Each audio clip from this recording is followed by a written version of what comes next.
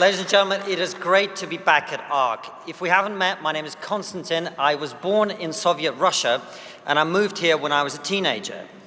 I love this country, and I say so publicly, which is how you know I still haven't integrated into British culture. Last time we were here, you might remember I opened my speech with this quote from Alexander Solzhenitsyn.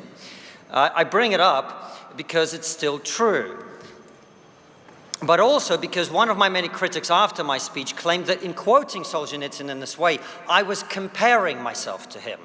Now, this is of course ridiculous. Alexander Solzhenitsyn spent years in a hard labor camp where he endured a starvation diet, brutal punishments, and a complete deprivation of his liberty. I went to a British boarding school. That's where the similarities end. So, what has happened since we were last here? Well, on the positives, let's call it what it is. The tide is turning.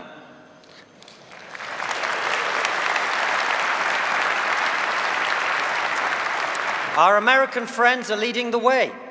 DEI, a system of anti-meritocratic discrimination, is being dismantled, not just in the American government, but much more importantly for us here, in the global corporate world as well.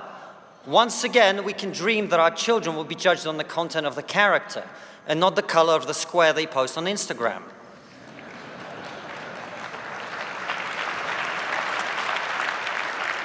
Government profligacy and corruption is being exposed on an industrial scale. Those may not be perfect, but according to one report, USAID gave $3 million to a rapper in Gaza who makes anti-Semitic songs. Now, whatever your politics, we can all agree that's a waste of taxpayers' money. Kanye West would have done it for free.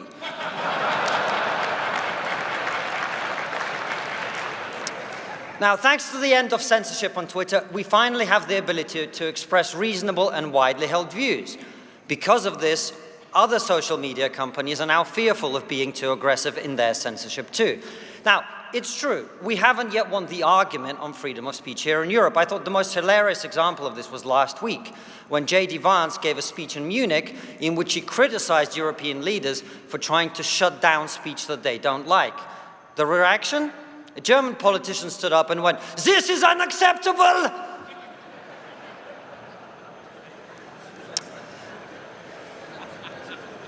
The accent was a bit much, all right. So that's the positives, but there's been a lot of bad too. I mean, if you want to understand how bad the crime problem's become in Britain, British people used to deal with crime by moving the criminals to Australia. Now British people deal with crime by moving to Australia.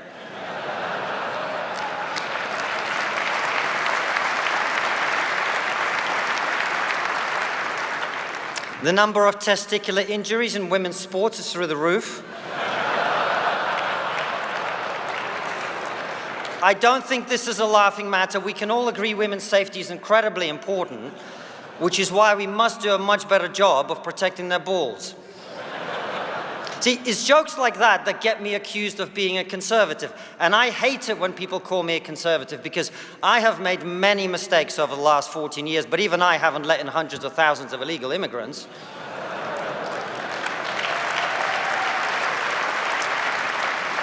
I'm not being rude. I am grateful to the Conservative Party. They have achieved the unachievable. There is now a consensus in this country on that issue.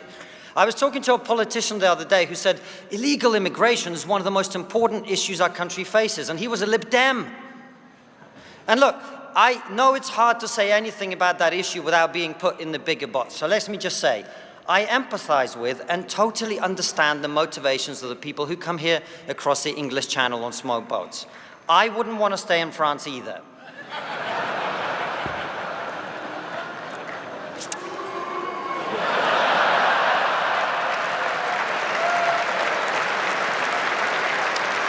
See, I lied. I have integrated into British culture. But look, I also hate it when people call me a conservative because it shows that they're missing my point.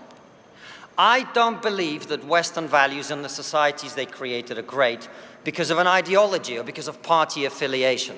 I believe our values and our societies are great because I've got eyes.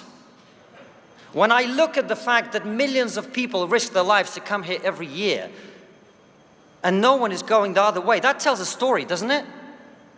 I know there's a lot of frustration with the state of this country and much of the Western world, but let's keep things in perspective. Of all the things that human beings have invented over the last 200 years, our culture and its values are responsible for most of them. I'm not saying we have a monopoly on genius. There are exceptions, like COVID. That was invented in China.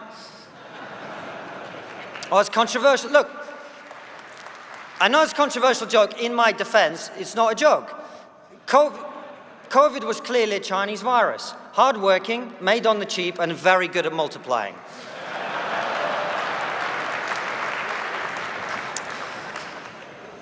One of the simplest things that most people no longer understand is that we don't lead the world on innovation because we're richer. We are richer because we lead the world on innovation.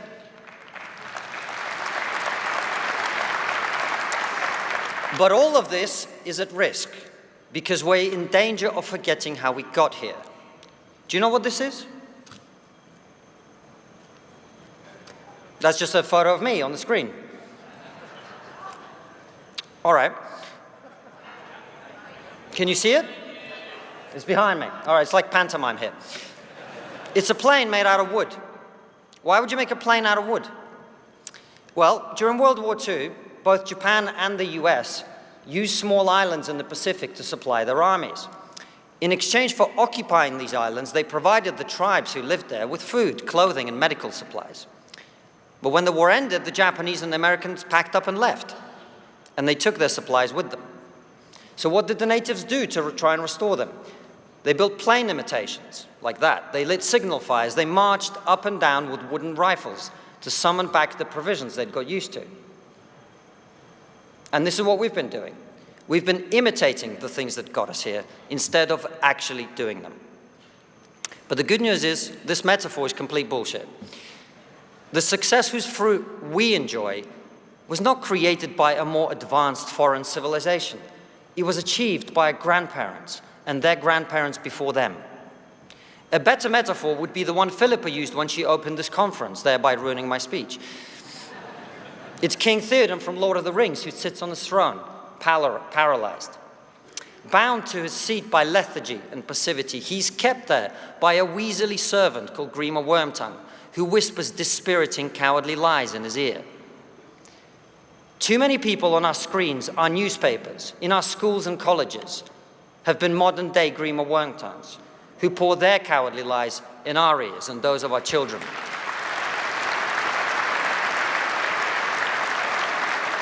If Grima was alive today, he'd have his own column in The Guardian. We need to admit something very unpleasant. We have been lied to. For decades, people went on TV and told you that your history is all bad and your country is plagued by prejudice and intolerance. I have debated these people many times, and I always ask them the same question. If you were a woman or an ethnic minority or someone who was spirit, gender, or whatever, where would you rather live than the West? And none of them ever answer, because we all know the answer. We are being accused of performing terribly on the very things we lead the world in. A healthy sense of your own self-worth, a self-confidence. These are not conservative values or liberal values. Those are the values of every successful group of people in history. Decline is a choice. And the good news is this: most people don't want managed decline. Most people don't want to be browbeaten and chastised for their history. Most people do not want their children to be poorer than them. And recent election results around the world bear that out. Like him or loathe him, the reason millions of people admire Elon Musk is not his charismatic speeches, stunning good looks, and ill-advised hand gestures. They admire him because he builds big things, and in doing so, reminds us that we are meant to reach for the stars.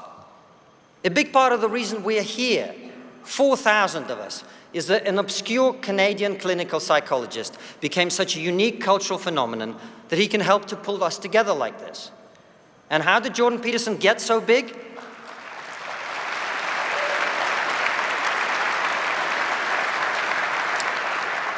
How did he get so big?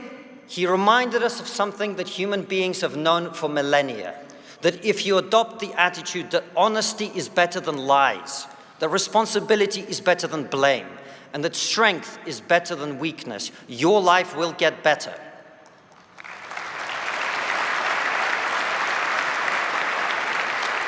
And now he sells out sports arenas around the world.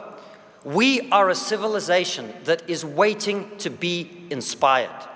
So let's stop listening to the people who want us to fail. Let's ignore the counsel of our enemies. Let's open our eyes and see the world as it is. Our culture is special. Our civilization is special. We have built the most free and prosperous societies in the history of humanity, and we are going to keep them that way.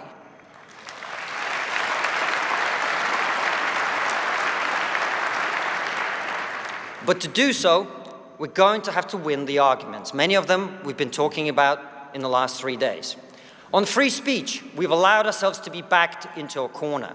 The attack line against us is that we want to return to some crueler time when people could be mean and nasty. But the truth is, we don't believe in free speech because we want to go back to the past. We believe in free speech because we know that without it, we can't get to the future. We need to speak freely in order to think freely, and if we can't think freely, we won't move forward. Free speech is not a right-wing value or a left-wing value, it's a Western value.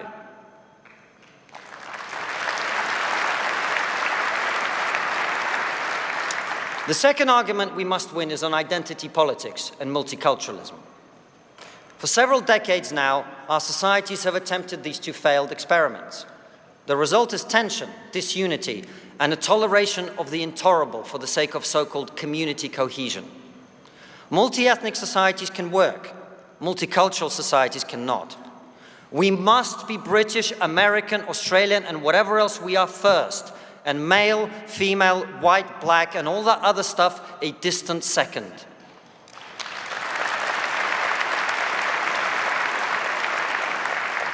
And the final argument we must win is about whether human beings are good.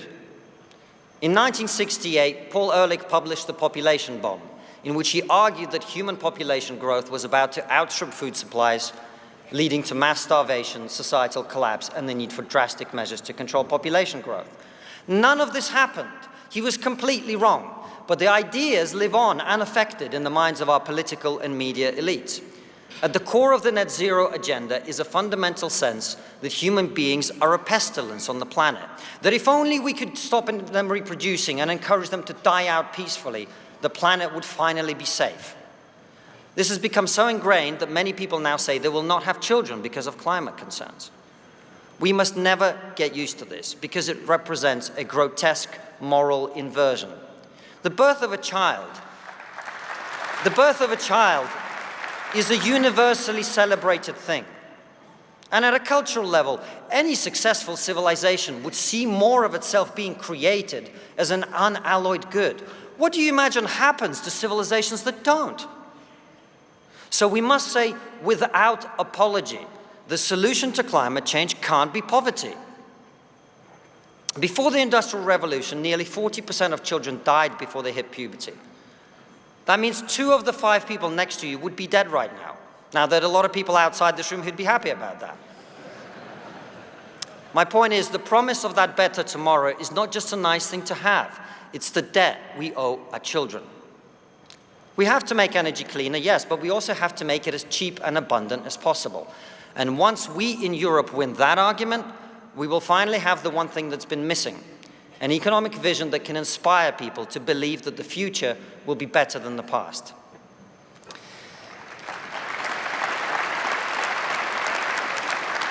Now look, they asked me to say something uplifting and motivational.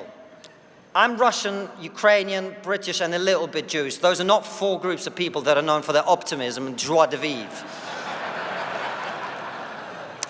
But let me share with you the most inspiring thing that anyone's ever told me. You're going to die.